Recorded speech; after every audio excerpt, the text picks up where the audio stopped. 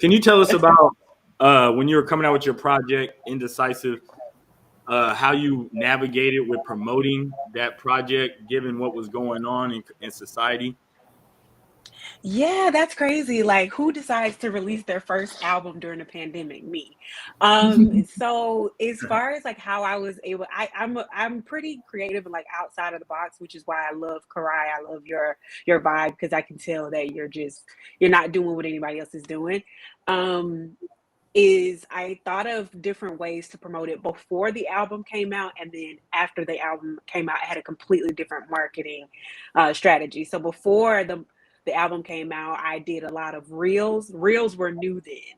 So I kind of went to the park with one of my friends and we just did like these 15-second snippets of all of my songs that were going to be on the album. And then it was kind of like, stay tuned for this. I did a lot of promotion like the week before, and that Monday I did like a what was it, it was like a motivation Monday, and I did a lot of footage of showing myself in the studio working on the album. And then that Tuesday was like a turn up Tuesday, and then that Wednesday was like a Wave Wednesday, because my first single off the album was titled Wave. So I had all my friends and my family, I had them geared up and ready to post like their favorite little video or them jamming and riding out to Wave. And it was like Wave Wednesday. And then Thursday I did another thing. So I really just created buzz every single day up until the release for 2 weeks straight.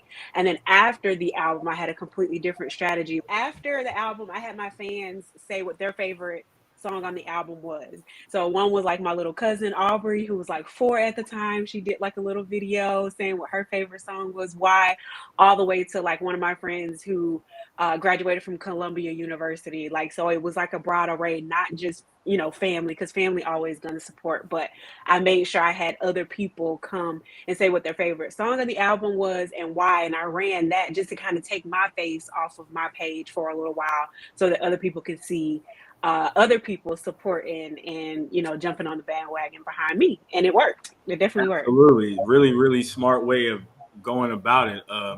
It's tough for artists to make sense of where their community is, and sometimes it is best to go with the people that are closest to you. What can you say about what it takes to build a community, given your experience up to this point?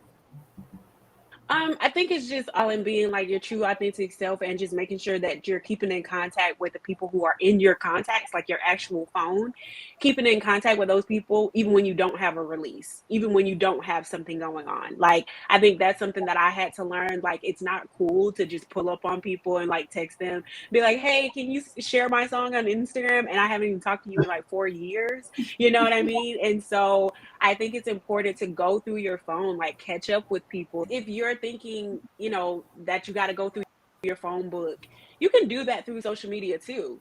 I think sometimes we forget, like I know for me, some of my oldest friends and like oldest relationships are through Facebook, because Facebook was out before Instagram. So, even if you go through your Facebook and just pop in somebody's messenger, trust me, we're all people, and it feels good when somebody remembers you. Yo, I remember you from 9 years ago. Like, I see you got a family. Like, that's really cool. When you do things like that and you're coming from a genuine spot, you're not just trying to play people so they can buy your music. It really helps when you do have a release, because you have people who know, like, oh, she's still humble, or oh, he's still humble, or oh, he still keeps in contact. So I'm excited to support this person.